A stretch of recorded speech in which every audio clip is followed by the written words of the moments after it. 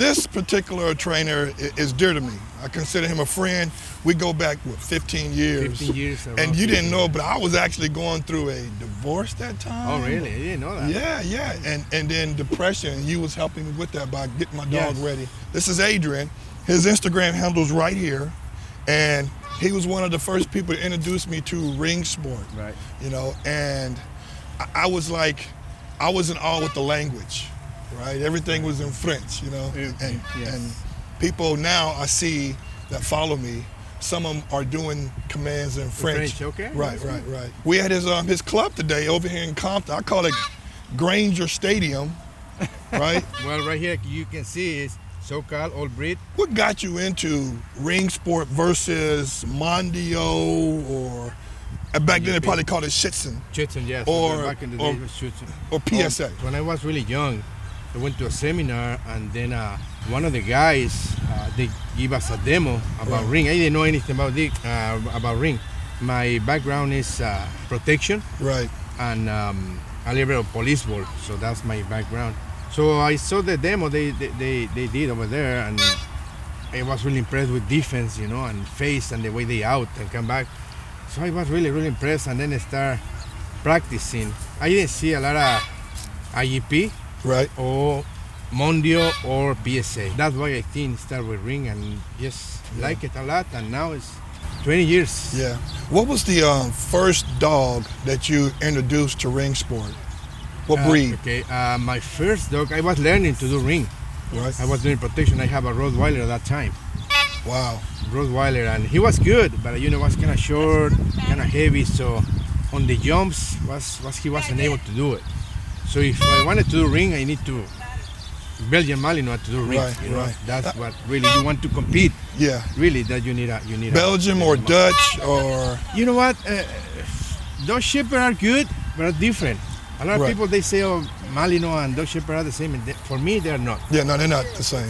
So you want to do well, you need a good Malinois, and then I think you can be in the top and winning and stuff.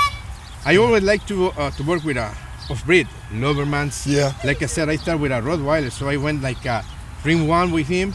He was doing pretty good, but it wasn't enough. I wanted to go to the top, so I then had to switch to a Malinois. The people always ask me about, refer me to a good trainer, and what do you think? And then I tell them, I say, hey, listen, you can deal with Adrian, or if you want to do ring sport or personal protection, obedience, you can do Al Benuelos, Larry Hansen. You can do a lot. You can do Sykes at South Bay Malinois. Right. Everybody has their own style. Yes. Right? I would say that people now don't want to, not everybody, but there are some people don't want to invest the financial responsibility into training dogs. And I always give them a scenario of what happened with Alonzo. Right. When he got out of the house, he was about to eat that postman up. Yeah.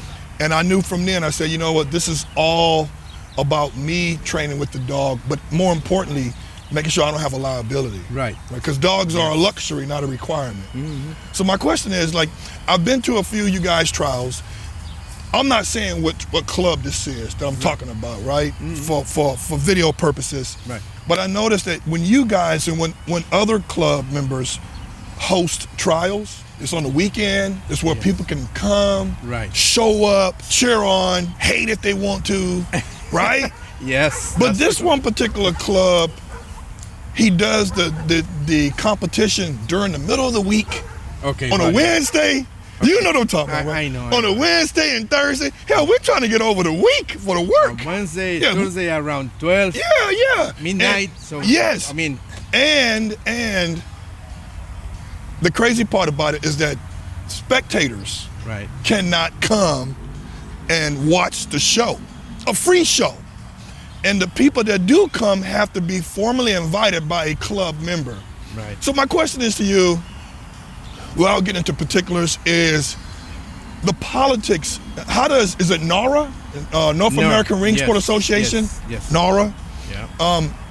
How do they govern that? And does politics play a role where this can happen? I mean, but to me it seems like it's a setup for failure. When club members can do and make their own rules. The good thing, I think, happened only one time, and then after that, I think NARA did something about it, and nobody can do that anymore. Yeah. I mean, politics are always, not only in ring. In every sport, really. In every sport, Yeah. and IEP, and Mondio, and PSA. I think there's politics all over. If you good, they hate you because you're good. If you bad, they hate you because you're bad. I mean, Right. it's always something. So really, when I try to always stay away from politics, is train with my club, my Right. people. They come to train, try to do some titles, Yep. and that's it. Focus on that, and don't worry about the politics, because they all gonna be there. And the only thing is the politics make you is you have to train angry. You don't want to train this and that. So Yeah. try to stay away from politics and just move on. Train your dog, put some titles, and keep going. The longevity of clubs. Yes. What is it based on to keep a club going? Is there like you have to have a certain number of members, and then do you have to have that registered with NARA Yes. to make a club stay valid? Right. You know? You had to have I think 3 members. Right. President, the secretary, and somebody else. You need 3 members. After that, you have a club, and that's it. I think you have to host a trial once a year. Yeah. Every club has to do that. When is your next trial? Well, actually, we have one like 2 months ago, and we thinking to have another one in a month, because we have some people in the club. They already almost ready to do the next level, so we have to do one for them, and everybody who wants to come and compete. It's all for everybody. Yeah. I've brought a few people to you to train to Yes. get the dogs trained. One of them is Ishmael. And Yes. he has, was it Doberman. Bouvier's? It was Doberman's, Bouvier, but Bouvier, yeah. Bouvier. Do you think Bouviers in general are a good breed? And Bouviers are originally from France. From France, they're Right. from France. You think it's a good dog for this sport? Absolutely, yes. They are really good. It's like in everything else. You need to find a good one. Because, it's a lot of Bouvier That look good. They look good, but But they don't can't work good. Yes. Yeah. The one Ismail has, he's not the best looking dog, but he works like a Malinois. Yeah. So that's a really, really good dog. I've thought about Devil! switching to Marty, Sony. good boy. A lot of my Canon people Good shit. switch to Sony, switch back. And Canon's trying to keep up with Devil. Sony with the mirrorless. Nice. Yeah. I see. I don't know. I just Very good. Good shit. Devil. And I try to tell people there's a difference between working line and show line. Right. Right? Right. The show lines are going to be beautiful. They're going to have the best top line, the best bottom line. Yeah. The hip's going to be right. Conformation is perfect.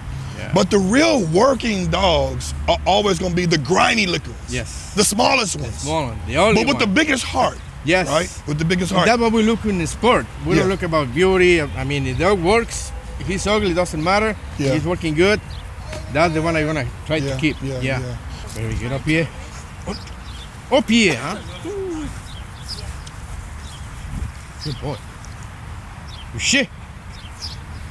How are you?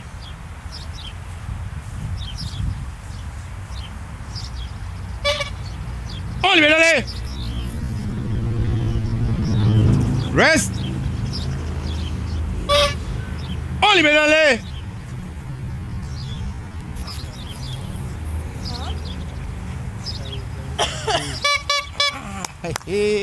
Oliver, dale. Rest. Oliver, dale. Like a ballerina.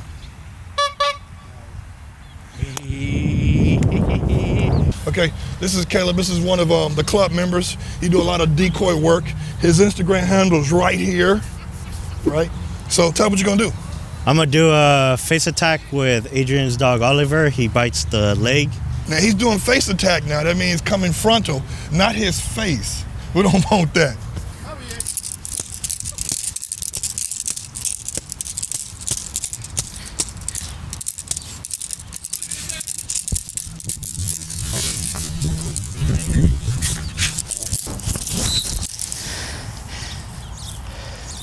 Run. Ooh, that was a good one. Watch his thumb. Go. He's got a big head for a Mally.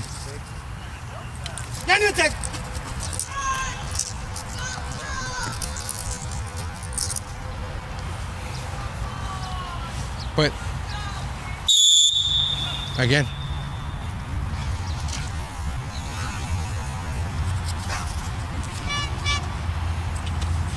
This is Yachty right here. His Instagram handle is right here. I remember meeting him 10 years ago. It was a competition behind a school or something, right?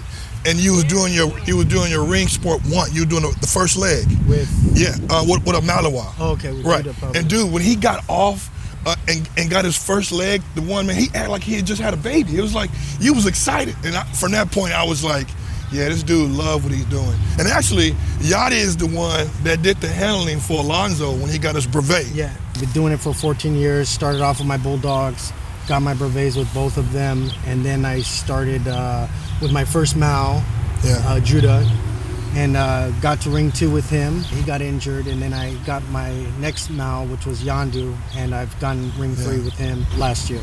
So what made you choose ring sport? And while we're talking, I know you're helping her train, helping with the dog right there. Can you explain what we're doing, what process, what phase is this? Is it a ring 1 or is it this dog is actually a litter mate to my dog. She's already titled in ring 1, so she's working on her ring 2. This is Erin and Dilly. So right now we're just working on her routine. Basically, that's what we usually do in training is work on the routine that we're going to be doing in trial. So now she's doing the long down, stay, and stand routine? In ring 2, they could do the stay at a sit position or a down position. Okay. So they have to be able to know how to do it at both positions. Right. So that's the only difference from brevet to ring 3 is the down to a sit. So this is just food refusal, which is important to teach your dog not to eat. Yeah, to refuse the food. Correct. This is ring 2, so depending on the level, the food could get closer to the dog. Couché.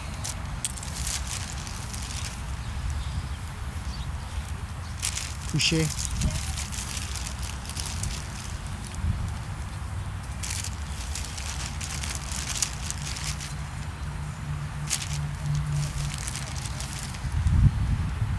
Couché. I like that. Couché. Couché. Couché. Good. Miles, this is important because one of the things that people have always had issues with is other people poisoning their dogs, right? So when you teach your dog to say, leave it, that means they cannot eat anything that comes from anybody until they're given the approval. So that means that nobody can throw anything over your fence, right? Unless you tell your dog that it's okay to have it. And that's one of the preventative measures you can do for people out there who's hating on dogs or because the dog is barking when a person walks by the fence as they're supposed to do. So this is one of the things. That's why I like ring sport, because it gives some sense of reality that you want a reality check for your dog. So when you want him to perform a certain way, so subtle, behavior is to do food refusal. And this is one of the things that I've learned to do is I put it on the ground, I say leave it, they know they can't eat it. So the scene retrieve is an exercise that starts at ring 2. Okay. This is when the handler will drop the retrieve item to the floor and the dog has to pick it up, go past the handler, and then present it in front. Okay. Don't worry about distractions or other people, so you got to focus on his handling. So it kind of mimics a person walking, going through their pocket and dropping an item out of their pocket. Okay. And the dog's job is to pick that item up. Got it. Go in front of the handler and present it to the handler like, hey, wow, you dropped this. That's kind of the idea behind it. Yeah. And that's a level 2. That's for level 2. That's ring 2.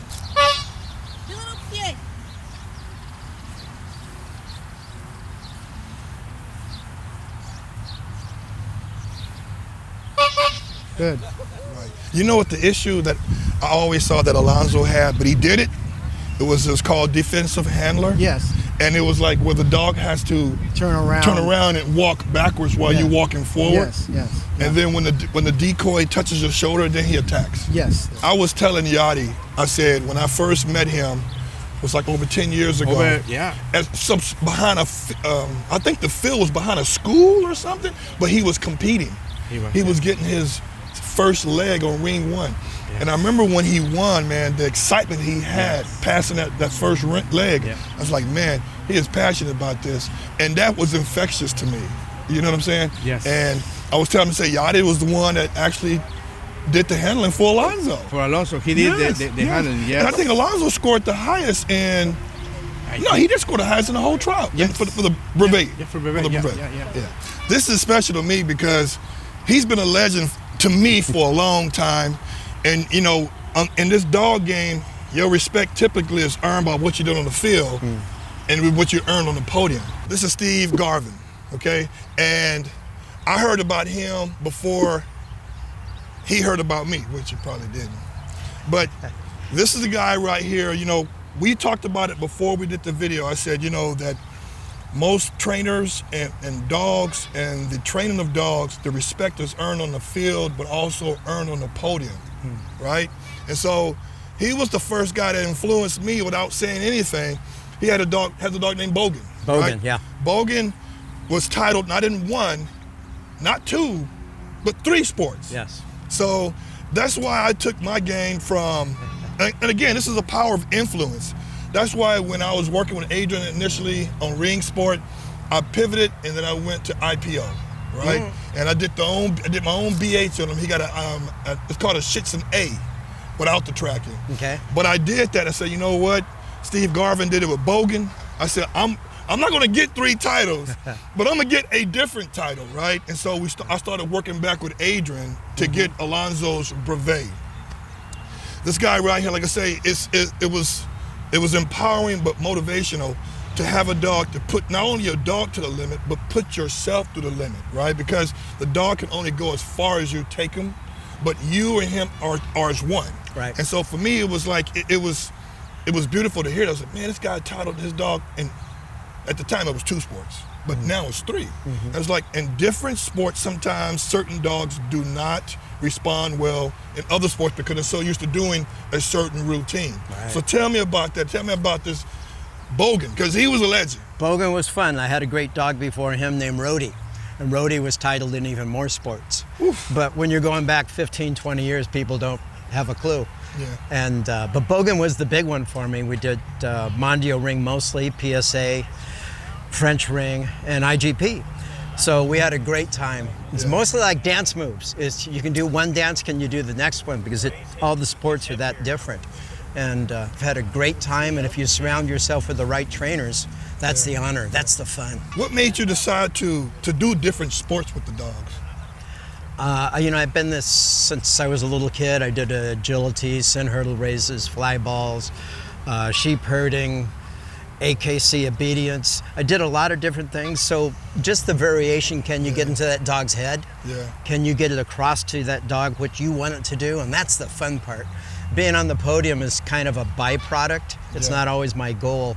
I just always figure I'm the best of the worst for that day. Yeah. You know? Like I said, it's challenging, especially because with training it takes personal time away, right? So I have not only kids at that time, but I have other dogs. I had a wife, and I had employees. So it's always when I was training with Wolfgang over here in Gardena, right? I'll be there, hell, at least 3 or 4 hours, and he didn't have electricity over there, so the generators had to come on. Yeah, exactly. You know, so it's you do that 3 nights a week, or you take longer to get to the goal. And I wanted to get to the goal and keep him on the path of this IPO, doing the dumbbell work, the A-frame, and Wolfgang was like, Jotto, we got to push the dog. Yeah. You know, I was like, and to me it was motivating. So yeah, I appreciate you giving me this opportunity. Thank you. Thank you. Great seeing you. This is a legend, y'all. Steve Garvin. His Facebook information is right here. He don't do Instagram. You got to call him.